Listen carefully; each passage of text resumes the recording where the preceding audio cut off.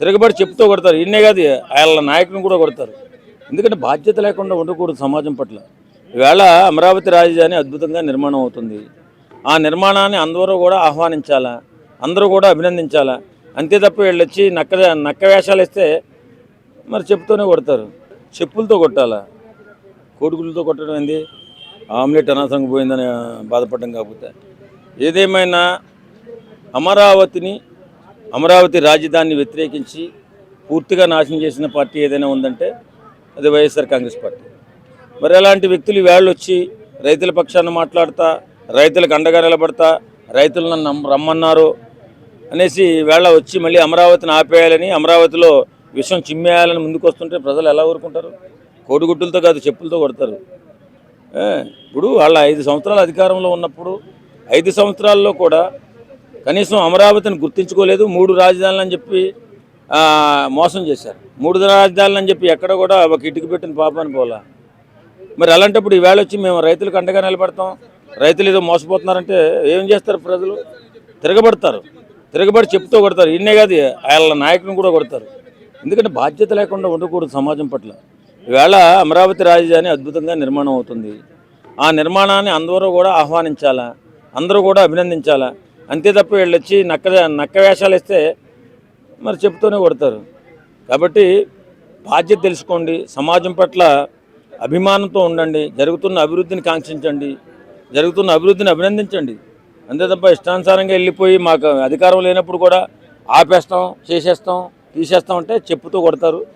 కాబట్టి బాధ్యతగా మెలగండి అని చెప్పి వైఎస్ఆర్ కాంగ్రెస్ పార్టీకి ఈ ముఖంగా ఈ సందర్భంగా తెలియజేసుకున్నాం. అయితే అలానే ఏదైతే పోలీసులు రావడంతో పోలీసులపై కూడా ఆయన కొంచెం దుడుసుగా వెళ్ళడం అయితే జరిగింది. అంటే పోలీసులు అంటే ఏమన్నా పోలీస్ డిపార్ట్మెంట్ అనుకుంటున్నారు, లేదా వాళ్ళ ఇంట్లో వాచ్మెన్ అనుకుంటున్నారు? లేదబ్బా, ఈ మధ్య వైఎస్ఆర్ కాంగ్రెస్ పార్టీ వాళ్ళు ప్రతి ఒక్కరు కూడా ఏం ఆలోచిస్తున్నాడంటే ఏదో దురుసుగా మాట్లాడడం, పోలీసులు అరెస్ట్ చేస్తే బోరుమని ఆడడం.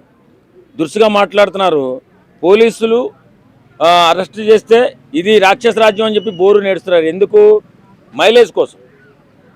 రాజకీయంగా మైలేజ్ వస్తుంది, సోషల్ మీడియాలో పెద్ద ఫేమ్లోకి వెళ్ళిపోతున్నారు. అలాగే వాళ్ళ TV channels YSR Congress party వాళ్ళు మా ఓడిని అన్యాయం చేశారు, మమ్మల్ని అన్యాయంగా అరెస్టులు చేస్తున్నారు అని చెప్పి నెత్తునూరు కొట్టుకుని ఏడవడానికి. అంతే తప్ప దురుసుగా ఎందుకు ఎవడు మాట్లాడమన్నారు మిమ్మల్ని? జరుగుతున్న అభివృద్ధిపై మాట్లాడండి. ఇప్పుడు జరుగుతున్న వాళ్ళు ఇచ్చిన 6 గ్యారెంటీలు ఉన్నాయి. 6 గ్యారెంటీల్లో ఎక్కడ అవకతవకలు జరుగుతున్నాయి, అన్నీ అమలవుతున్నాయా లేదా, వీటిపై మాట్లాడండి. పోలీసులు ఏం చేశారా? పోలీసుల దగ్గరికి వెళ్ళి పోలీసులను ఇష్టానుసారంగా మాట్లాడుతున్నారు. మరి మాట్లాడితే వాళ్ళు ఏం చేస్తారు? కేసు పెడతారు, లోపలేస్తారు. లోపలేసిన తర్వాత ఏదో అన్యాయం చేశారు బాబు అని ఏడుతున్నారు. ఇది ప్రజల్ని ఇబ్బందులు పెట్టడం తప్ప ప్రజాక్షేమాన్ని కాంక్షించడం కాదు. ప్రజల్ని ఇబ్బంది పెట్టకుండా మీరు ప్రశ్నించండి. 6 గ్యారెంటీలు ఇచ్చారు, ఇంకా ఎన్నో గ్యారెంటీలు ఉన్నాయి, అమలు కాలేదు.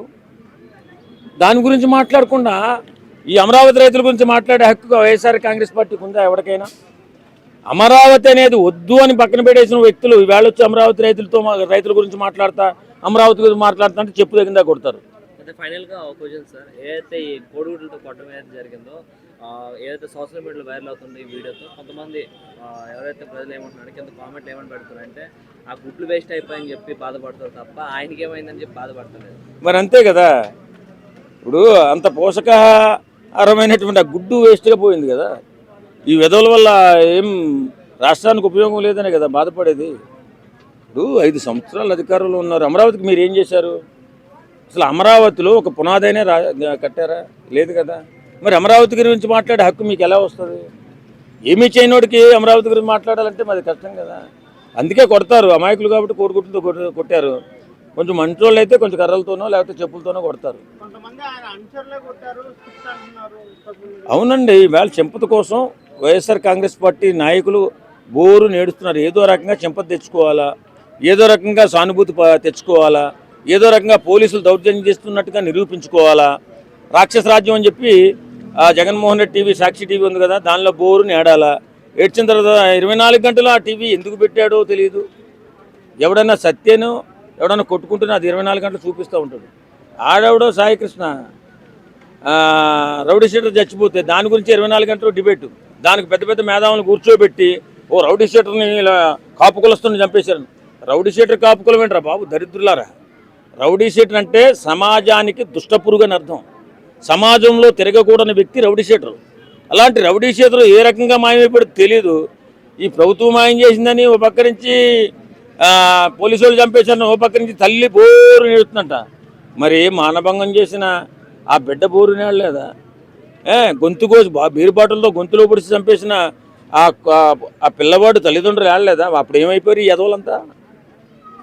రౌడీ షీటర్ని కట్టడి చేసే బాధ్యత పోలీస్ డిపార్ట్మెంట్ తీసుకుంటుంది.